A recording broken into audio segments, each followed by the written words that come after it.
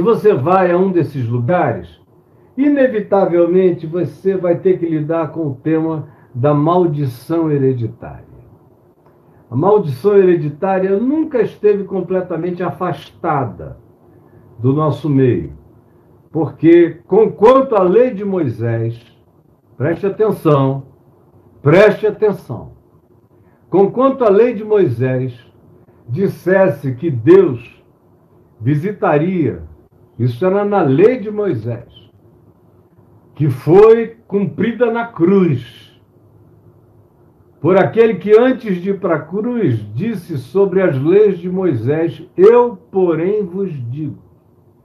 E mudou o critério e a referência por uma subjetividade muito mais profunda, para calar toda a boca e fazer todo mundo andar em quebrantamento, sem poder dizer: eu não sou assim, porque todos pecaram e todos carecem da glória de Deus. Porém, na lei de Moisés, o Senhor disse: eis que eu visitarei a iniquidade dos pais nos filhos, até a segunda e a terceira geração. Visitarei a iniquidade dos pais nos filhos, até a segunda e terceira geração. Isso Moisés. Agora, o próprio Deus diz a Davi: se os teus filhos pecarem e transgredirem, eu os açoitarei com a vara da história. Com as lambadas, eles vão experimentar o cacete da eternidade no espaço-tempo. Mas eu não permitirei que nenhum deles se perca. Como foi o caso de Salomão e de Manassés, que são os exemplos mais nojentos disso. Mas quando você lê o livro de Eclesiastes, é o Salomão velho, dizendo: tudo que eu vivi é idiotice, é vaidade, é um arrependimento existencial profundo. E Manassés, o Senhor mesmo disse: olha como Manassés está arrebentado, como ele foi ao inferno e está gritando misericórdia de lá. O meu coração, a minha misericórdia é maior do que o meu juízo, e o tirou de lá e o deixou voltar para casa e morrer no seu leito. A própria genealogia dá um testemunho diferente. E aí vem, depois de Davi, você vê Ezequiel, que eu citei aqui, num certo sentido contradizendo Moisés. Moisés diz: eu, o Senhor, visitarei a iniquidade dos pais e dos filhos até a terceira e quarta geração. Vem Ezequiel e pergunta, em nome de Deus: porventura, por comerem os pais uvas verdes, embotar-se-ão os dentes dos filhos? E diz: não mais, antes de Jesus. Em Jesus, então, é que isso acabou. Lembram da pergunta em João 9, dos seus apóstolos, perguntando sobre o cego de nascença: quem pecou, esses ou seus pais, para que nascesse cego? E Jesus disse: ninguém. Mas foi para que nele se manifestem as obras de Deus. Os karmas são quebrados, todos eles, em Cristo e na cruz.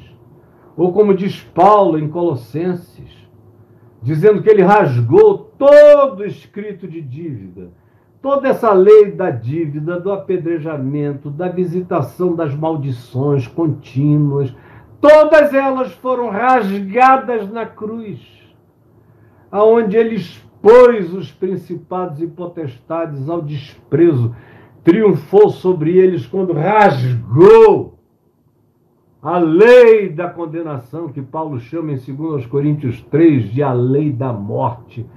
Diz que o ministério de Moisés era o ministério da morte, mas que estava em estado de desvanecência, e desvaneceu-se por inteiro diante do esplendor, da resplandecência, da glória de Deus na face de Cristo, segundo aos Coríntios capítulos 3 e 4, pelo amor de Jesus. Entenda isso. Então, se você vai a alguma dessas igrejas, venderam para você a ideia de maldição. E você continua pagando a conta, arriando os despachos evangélicos para ver se quebra a maldição. Você foi criado em culturas de despachos de outra natureza. Despachos afro-ameríndios, despachos afro, despachos animistas, despachos e oferendas, para aplacar os espíritos, aplacar o azar, aplacar os deuses, aplacar a herança maldita dos seus familiares. Você arriava despachos. Aí alguém te chamou para ir numa igreja, porque o Deus da igreja dos evangélicos é mais forte.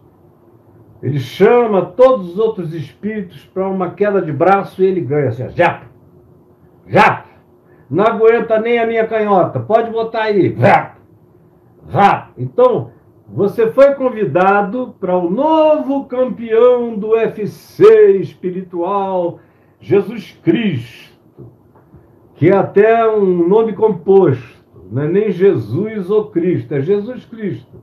É um apelido do maior super-herói, da Marvel dos cristãos.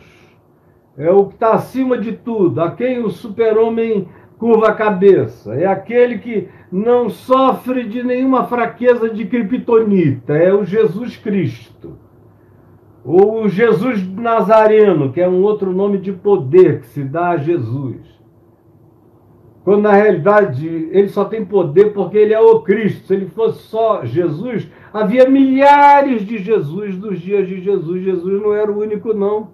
Jesus era um nome comum, como Judas, Simão, Manassés, José, vários nomes. Jesus também. Ele só se tornou o Jesus porque ele era o Cristo. E ele é o Cristo porque nele todas as coisas são refeitas. A lei de Moisés viaja por ele, e o que ele não diz que fica, vai. E tudo quanto na lei de Moisés era maldição imperdoável, Paulo diz, escrevendo aos Gálatas, preste atenção. Paulo diz, escrevendo aos Gálatas, que aquele que não teve pecado, que é o Cristo Jesus, Deus o fez pecado por nós. Porque ele foi levantado no madeiro, como está escrito na lei de Moisés, maldito é aquele que é pregado e levantado no madeiro. É maldito. Ele foi feito maldição por todos os malditos. Não só da genealogia dele, mas da genealogia humana. Foi feito maldito por todos os malditos. Pega aquela lista de Moisés, pegue todinha e fixe na cruz. Fixe na cruz. Fixe na cruz. Rasgue e fixe na cruz. Foi o que Paulo fez. Se olha, ele rasgou e pregou na cruz. E os principados e potestades da acusação silenciaram. Estão calados, silenciados na cruz. Mas você, coitado, você sofre um bombardeio. Aonde você vai é maldição para lá, é maldição para cá. Você vive entre a cruz e a caldeirinha, uma cruz que não salva e uma caldeirinha que ferve. É uma cruz que só serve para te pregar, porque Jesus não morreu por ti, é você que tem que ser esfolado nela toda vez, ou então tem que ser fervido no caldeirão do inferno. Não tem muita alternativa, é culpa, é culpa, é culpa. Tem que dar dinheiro, dinheiro, dinheiro, dízimo, dízimo, dízimo, entrar em campanha, campanha, campanha, senão Deus esquece, ele apaga, ele sofre de amnésia.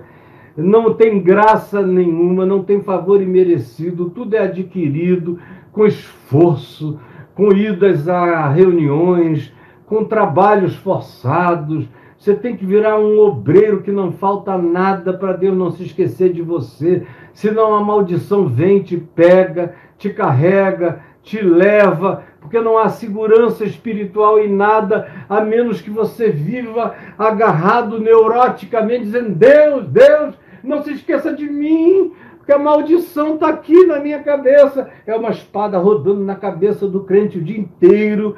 E é mais medo que é posto nele. Às vezes até o medo político. Se você não votar em fulano de tal, a maldição vai cair primeiro em cima de vocês.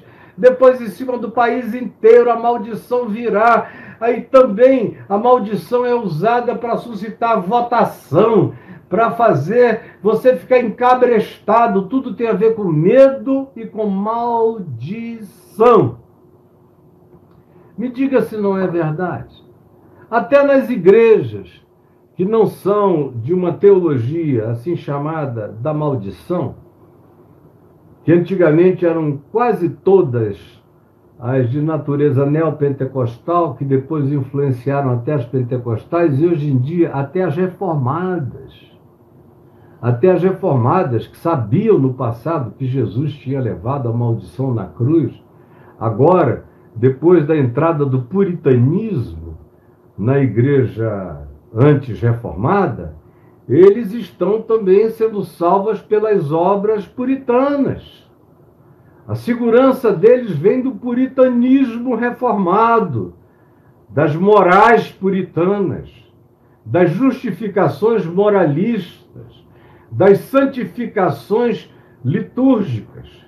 Como agora, por exemplo, se está falando de um avivamento em Asbury, de um monte de garotos lá que estão vivendo aquilo que quando eu me converti era normal, a gente começar um culto e não saber mais acabar. Os cultos, quando eu me converti lá em Manaus, era a coisa mais natural. A vigília que começava na sexta, às vezes não acabava no sábado. Às vezes as pessoas chegavam no domingo e tinha gente que estava orando desde quinta lá. E era normal. Você ia para um retiro e a programação acabava toda porque o povo começava a orar, quebrantamento, derramamento de alegria e de arrependimento e de louvor a Deus, e pronto, e nada era especial, era normal. Era normal. Agora, porque teve uma brisazinha, uma garotadinha novinha cantando, angustiado, porque perderam a esperança em tudo. A igreja americana morreu, foi vendida, se vendeu politicamente. Antes já tinha se vendido para a teologia da prosperidade, para a teologia da confissão positiva, para a teologia moral de causa e efeito dos tradicionais, já tinha se vendido para o Partido Republicano, já tinha cultuado Trump, já tinha feito tudo isso. Os pastores sinceros começaram a se suicidar. Os jovens também se suicidando em grande profusão e ninguém sabia explicar o fenômeno. E eu dizendo daqui, é desesperança. Eles perderam a esperança. Por isso estão morrendo, porque a esperança deles estava na igreja. Eles nasceram no século XX, que era o século no qual eu nasci, pelo qual eu me esforcei, fazendo também junto com alguns como Billy Graham e milhares de outros que se dispuseram a evangelizar todas as nações da terra no século XX. Dentre eles eu, que fiz tudo o que eu pude para anunciar o evangelho no mundo inteiro. Aí eles veem o século virar e a igreja entrar num despenhadeiro para baixo, ficar uma coisa horrorosa. E aqueles que tinham esperança e tinham se esforçado, mas que não tinham olhado e visto que Jesus disse, e Paulo confirmou, que uma das grandes manifestações da volta do Senhor seria a apostasia da igreja no mundo inteiro. Ela se tornaria a comunidade mais irreconhecível, mais horrorosa, mais blasfema da terra. Seria a igreja apelidada de Jesus, de Cristo. É Paulo quem diz isso. Não virá o fim sem antes chegar essa apostasia. De modo que quanto mais apostasia, mais sinal do fim. E o problema é que muita gente está fazendo parte do sinal do fim, não por estar evangelizando o mundo com boa nova, mas por estar engrossando o caldo da apostasia, lutando pela apostasia, levantando a bandeira da apostasia. advogando a causa dos apóstatas, entrando nessa, achando que estão servindo a Deus, sendo enganados. Mas uma coisa é fato, o coração nunca tem paz. Nunca tem paz. É de angústia para angústia. É remetido de uma coisa para outra. Quando você pensa que estava resolvendo algo, inventam mais uma dívida. Mais uma dívida. A conta nunca está paga. A maldição é recuperada a cada nova dívida. E aí tudo reinicia-se num processo sem fim, num trabalho de Sísifo, que é aquela figura do inferno grego, aquele desvalido. Eu tenho muita pena do Sísifo no Hades grego, porque é aquele coitado que cumpre a pena infernosa do mundo da morte, do Hades, que era todo dia de manhã pegar uma pedra redonda enorme e rolá-la ladeira acima, fazendo um esforço brutal todo dia, até conseguir colocar a pedra lá no topo da montanha. Aí ele desce. Quando ele vai descendo, a pedra vai voltando de novo. Aí quando ele chega lá embaixo, ela já caiu ao lado dele. Bum! Aí é mais uma noite assombrada, sabendo que no dia seguinte vai ter que começar a rolar a pedra de novo para cima.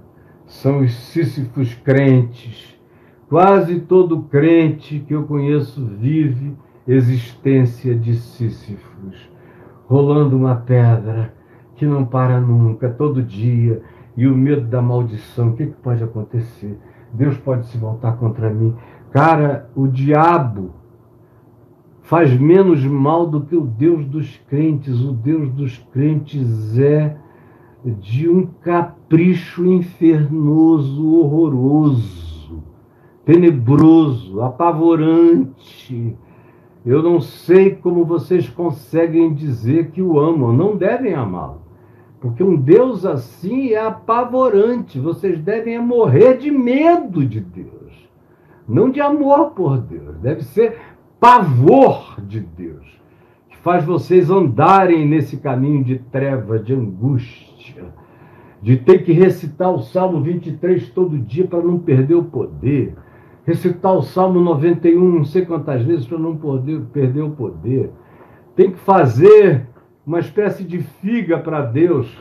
Aí é com os símbolos que você queira para dizer: estou contigo, Senhor, aqui, seja lá o que seja que inventem para você fazer, ou uma saudação que você tem que dizer para provar para todo mundo que você é de Deus, porque Deus não conhece teu coração.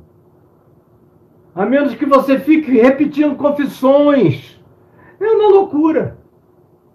Aí vem essa genealogia de Jesus, viaja por dentro desse pessoal todo e diz que o pecado de toda essa gente não impediu o Cristo de Deus de nascer no lodo, no Pantanal da humanidade.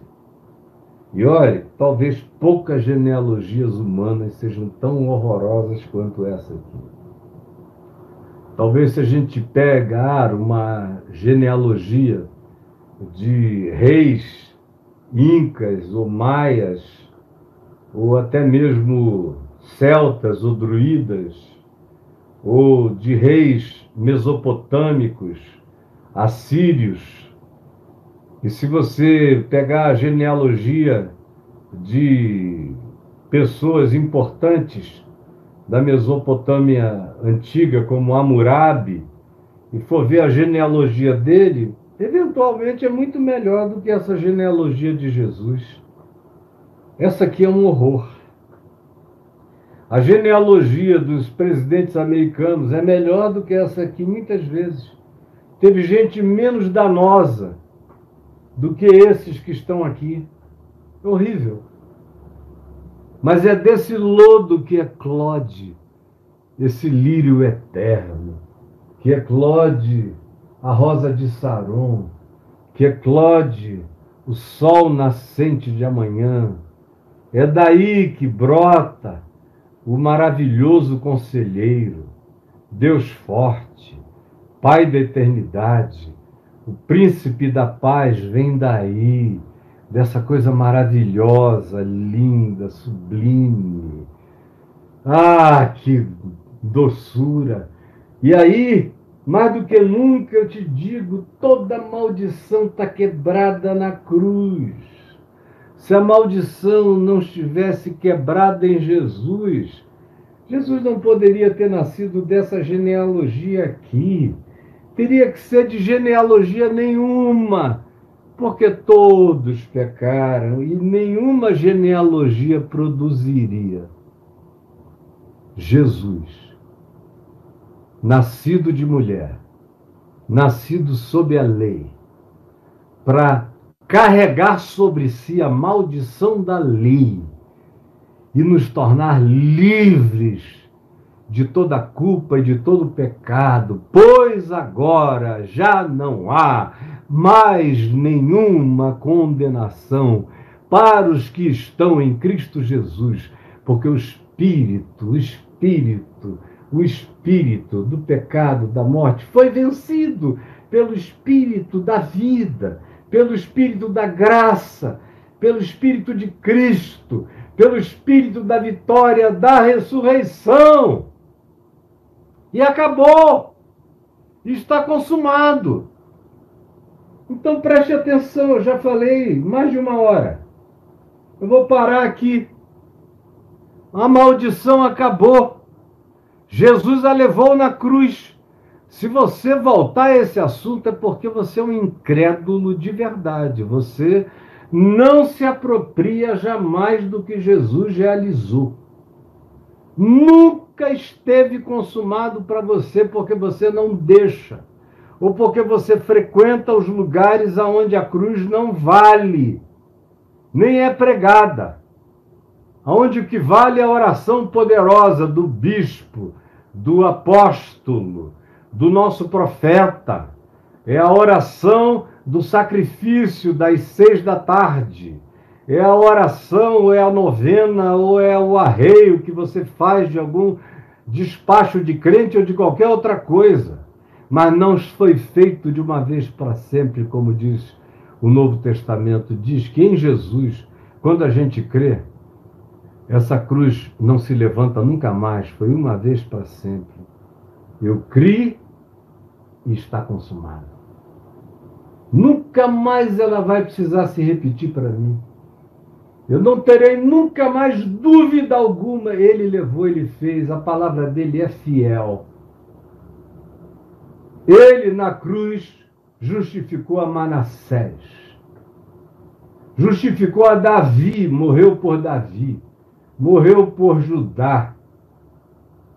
Morreu por todos esses reis perversos de Israel. Morreu por Batseba, no seu tesão por Davi, Davi no seu tesão por ela. Morreu por todos esses. Não há nenhuma criatura, homo sapiens, ou neandertais, ou de qualquer outra natureza que tenha tido o mínimo de consciência pessoal pela qual Jesus não tenha morrido e levado a culpa de alguma natureza consciente sobre ele. Não apenas a culpa humana, mas também aquilo que mexeu com principados e potestades do bem e do mal em todas as dimensões cósmicas e multicósmicas. A cruz é o evento de vórtice mais absoluto que os universos já conheceram. É dali que tudo procede na criação, da imolação do Cordeiro antes da fundação do mundo. É ali que tudo se conclui, na morte do Cordeiro, na história, como testemunho definitivo que está feito e acabado e consumado. Todas as genealogias terminam na cruz. Todas as genealogias terminam na cruz.